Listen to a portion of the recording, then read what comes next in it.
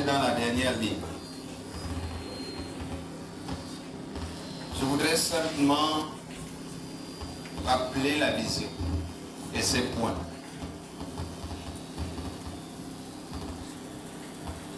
La vision de l'année 2025.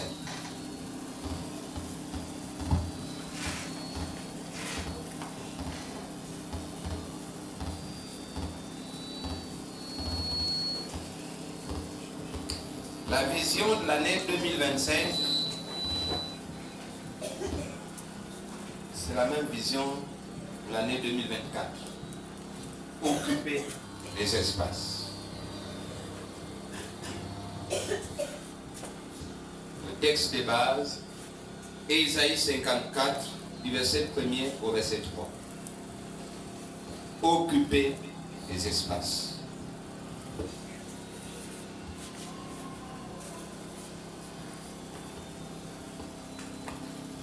Je lis la parole. Ésaïe 54, du verset 1er au verset 3. Je lis la parole. Réjouis-toi stérile, toi qui n'enfantes plus. Fais éclater ton allégresse et ta joie, toi qui n'as plus de douleur. Car les fils de la délaissée seront plus nombreux que les fils de celle qui est mariée, dit l'Éternel. Élargis l'espace de ta tente, qu'on déploie les couvertures de ta demeure. Ne retiens pas, allonge tes cordages et affermis tes pieds. Car tu te répandras à droite et à gauche, ta postérité envahira les nations et peuplera les villes désertes. Car tu te répandras à droite et à gauche, ta postérité envahira des nations et peuplera les villes désertes. Alléluia. Amen. Je crois que ce texte, nous l'avons lu l'année dernière. Occuper les espaces. Du 6 au 8 décembre. Du 6 au 8 décembre 2024. Le centre d'évangélisation Béthanie a tenu son conseil national de l'année à la cathédrale La Foi à Libreville. Sous bien sûr la présidence du révérend Michel Francis Mbadika. Cette rencontre hautement élevée avait pour thème mettre en ordre ce qui reste à régler. Mettre en ordre ce qui reste à régler. Tite 1, versets 5 à 6. On va lire ces passages-là, mais les autres passages, on pourra simplement les noter. Le livre de Tite. Tite 1, les versets 5 à 6. La Bible déclare: je t'ai laissé en Crète, afin que tu mettes en ordre ce qui reste à régler, et que, selon mes instructions, tu établisses des anciens dans chaque ville. S'il s'y trouve quelque homme irréprochable, mari d'une seule femme, ayant des enfants fidèles, qui ne soient ni accusés de débauche, ni rebelles.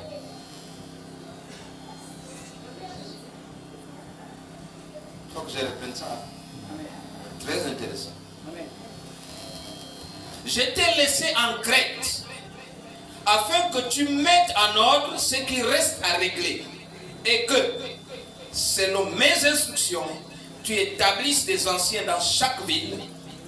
S'il s'y trouve quelque homme irréprochable, mari d'une seule femme, ayant des enfants fidèles, qui ne soient ni accusés de débauche, ni rebelles. Le thème donc de cette rencontre du 6 au 8 décembre 2024, c'était mettre en ordre ce qui reste à régler. Tite 1, le verset 5 à 6. Bien aimé, lors de cette réunion, ce fut un moment charnière pour le ministère. Alors que nous entrions, alors que nous nous apprêtons à entrer dans peu de temps, dans un cycle de 40 ans, qui doit nous amener à revoir nos pratiques spirituelles et notre système organisationnel. Oui, en décembre 2025, Bethany aura 40 ans. Et nous fêterons les 40 ans de Bethany. Vous savez que 40 ans, spirituellement 40 ans, où le chiffre 4, c'est un chiffre important. Vous savez, on vous a déjà expliqué ici. Que ce soit 4, que ce soit 40, que ce soit 400 ans de servitude, vous savez que le chiffre 4, il est important. Et donc, nous allons avoir 40 ans en décembre 2027. Il faut donc penser à de nouvelles pratiques. Il faut donc avoir un nouveau système organisationnel. Occuper les espaces reste le thème central. Il est donc nécessaire, sinon crucial, de mettre en ordre ce qui reste à régler selon les recommandations de Paul Hatit. 5 axes majeurs vont donc guider cette vision en 2027. 5 axes majeurs.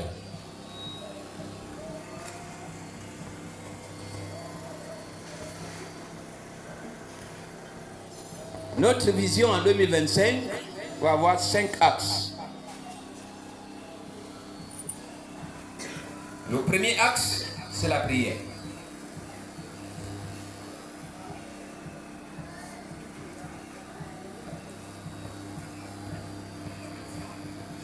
Et lorsque il a évoqué cette question de la prière, il s'est appuyé sur Esther 3, 9 à 13.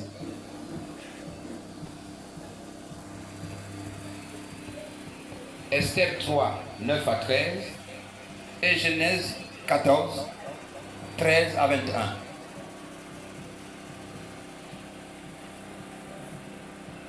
Esther 3, 9, 13. Genèse 14, 13, 21. Il faut noter que la prière est essentielle à la prospérité du ministère. C'est-à-dire à l'élargissement de la tente.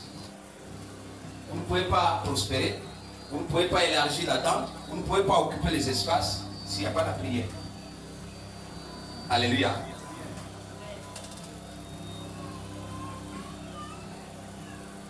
Nous devons cette année nous engager collectivement et individuellement.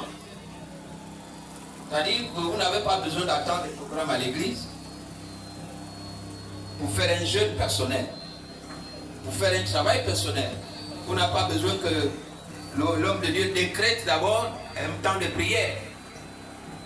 Il faut être un chrétien mature.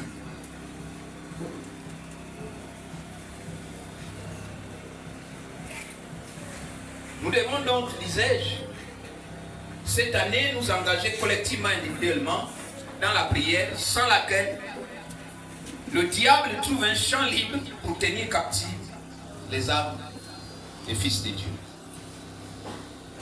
Alléluia. Amen. Le deuxième axe sur lequel nous allons travailler cette année, le premier axe, nous allons travailler sur la prière. Cette année, beaucoup sur la prière. Le deuxième axe, l'enseignement ou le discours théologique. L'enseignement ou le discours théologique. L'enseignement ou le discours théologique.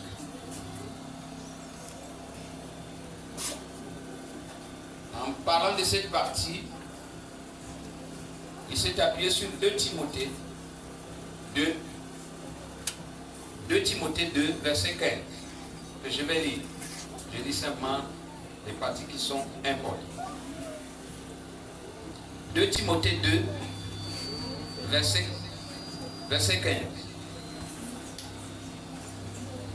Je disais que cette année, Non seulement nous allons nous appuyer sur la prière, mais nous allons aussi nous appuyer sur le discours théologique, c'est-à-dire l'enseignement. 2 Timothée 2, verset 15, la Bible déclare: efforce-toi de te présenter devant Dieu comme un homme éprouvé, un ouvrier qui n'a point à rougir, qui dispense droitement la parole de la vérité. Qui dispense droitement la parole de la vérité. Alléluia. Nous devons rester dans un enseignement rigoureux et conforme aux Écritures. On n'a pas besoin de plaire qui que ce soit par nos discours.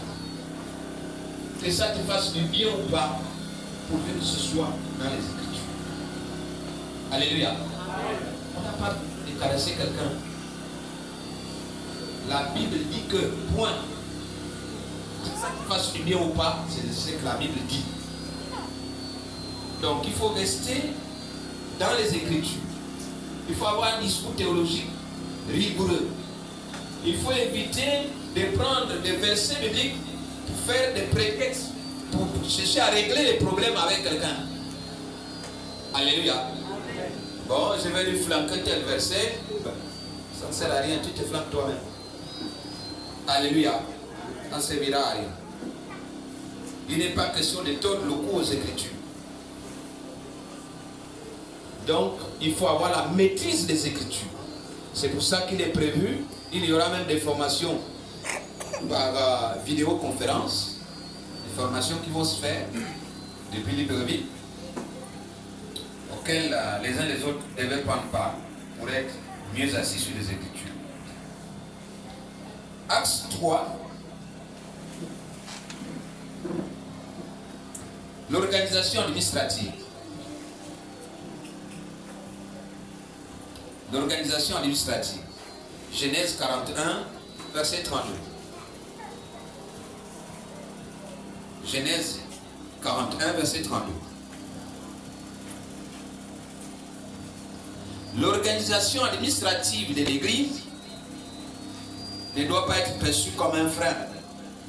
Ce n'est pas parce qu'on dit l'Église doit fonctionner comme ça, l'Église doit maintenant avoir telle structure, que ça doit être vu comme un frein, comme si ça voulait freiner l'action ou le mouvement du Saint-Esprit. Non.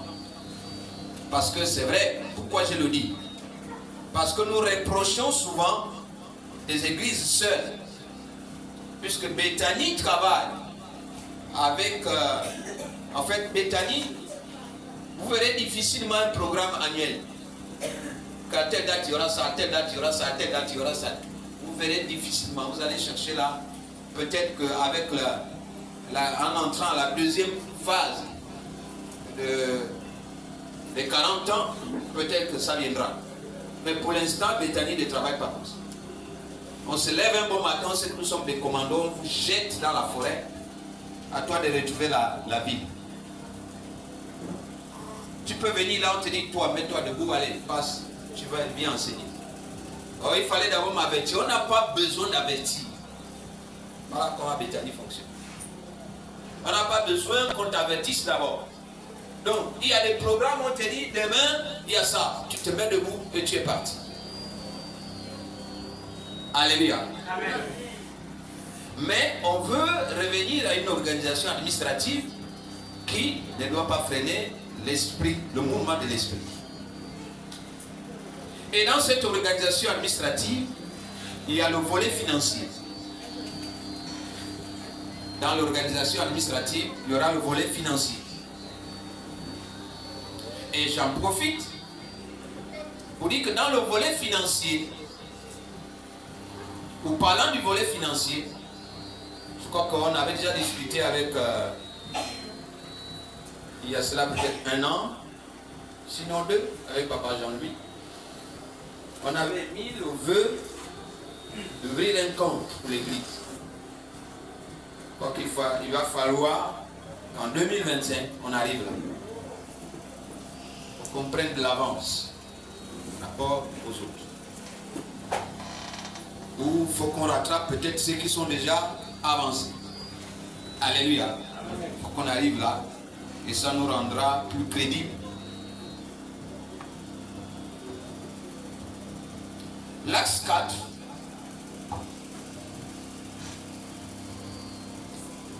L'axe 4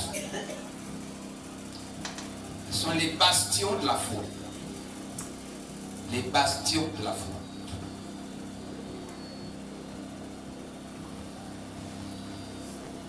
Je disais axe 1, la prière. Axe 2, j'ai dit quoi? Comment? L'enseignement. Axe 3. Axe 4, les bastions de la foi.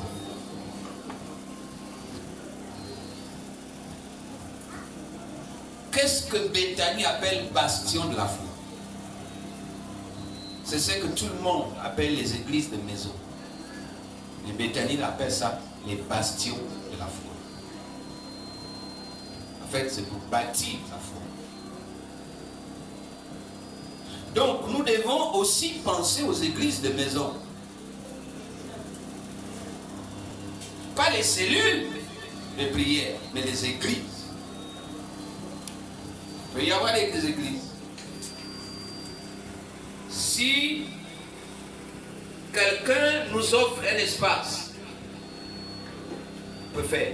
Rappelez-vous que nous avons fonctionné sous le modèle des bastions de la foi en période de Covid. Ce n'était pas les cellules de prière, c'était les églises de maison. Vous vous souvenez? Parce qu'il y avait une organisation, il y avait toutes les réunions de la semaine, il y avait la prédication du dimanche. Dans tout ce qu'on avait ouvert, je crois qu'on avait ouvert 4 au début. Puis avec le temps, nous sommes restés avec 3. On avait une église à Monteboko, c'est ça?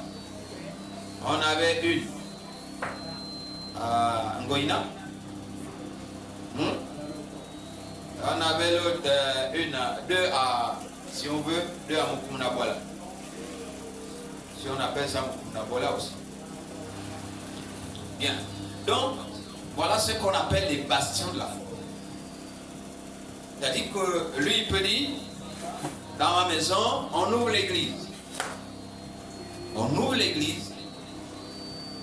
Et même s'il y a un contrôle qui se fait à gauche, à droite, ce n'est pas une église, qu'on appelle ça, isolée, mais c'est un bastion de la foi de Béthanie.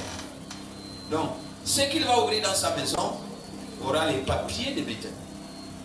Aussi, même s'il y a un contrôle, il y a les papiers de Béthanie. Alléluia. Amen. Donc, il faudra qu'on travaille avec des bastions de la foi. Pourquoi? Parce que dans les bastions de la foi, nous ne sommes pas très nombreux. On se connaît et on peut facilement suivre les arbres.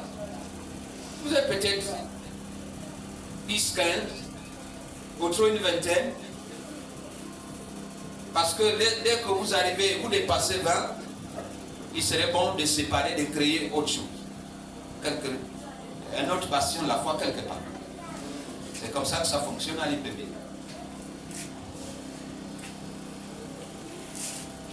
Mais à ce niveau aussi, nous devons songer à former les jeunes pour susciter en eux le désir de servir.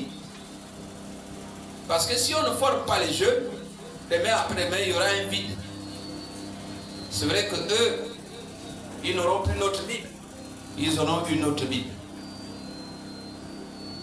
Parce que dans notre Bible, il n'y a pas la maté, mais ils auront une Bible où c'est écrit la maté. Je ne sais pas si vous comprenez.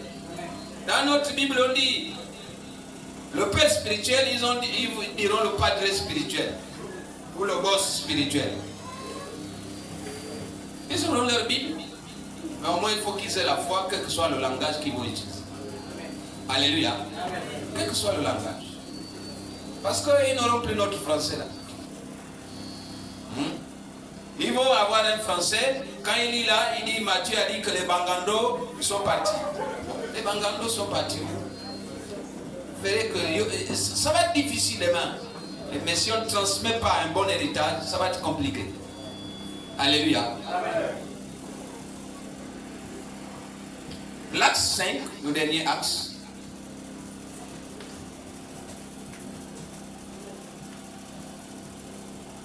La synergie communautaire. La synergie communautaire.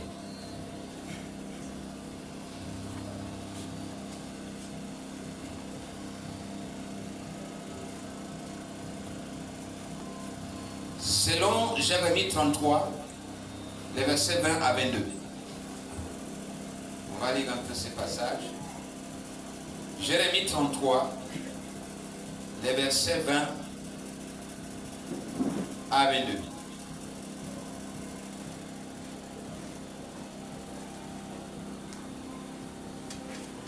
Quelqu'un est-il arrivé? Jérémie 33, versets 20 à 22.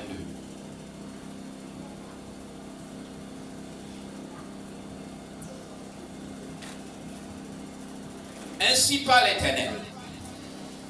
Si vous pouvez rompre mon alliance avec le jour et mon alliance avec la nuit, en sorte que le jour et la nuit ne soient plus en leur temps, alors aussi mon alliance sera rompue avec David, mon serviteur, en sorte qu'il n'aura point de fils régnant sur son trône.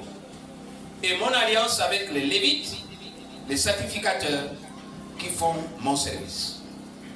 De même, qu'on ne peut compter l'armée des cieux, ni mesurer le sable de la mer, de même, je multiplierai la postérité de David, mon serviteur, et les Lévites qui font mon service. Alléluia. Amen. Ici, j'ai dit la synergie communautaire. La synergie communautaire fait référence à l'unité de l'Église. Alléluia. Amen. L'unité au sein de l'Église est essentielle pour accomplir les buts de Dieu. L'unité au sein de l'Église est essentielle pour accomplir les buts de Dieu.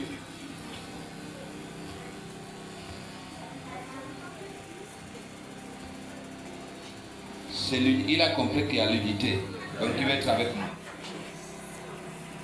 Il faut travailler ensemble en restant concentré sur la vision de Dieu. Il faut travailler ensemble en restant concentré sur la vision de Dieu. Ainsi, les espaces seront bel et bien occupés en 2025. Si on ne travaille pas ensemble, si on ne reste pas concentré sur la vision de Dieu, nous n'occuperons jamais les espaces en 2025. Si on peut même se lever, je vais voir tout le monde debout. Je vais voir tout le monde debout. Si on peut même se lever et qu'on peut commencer à crier.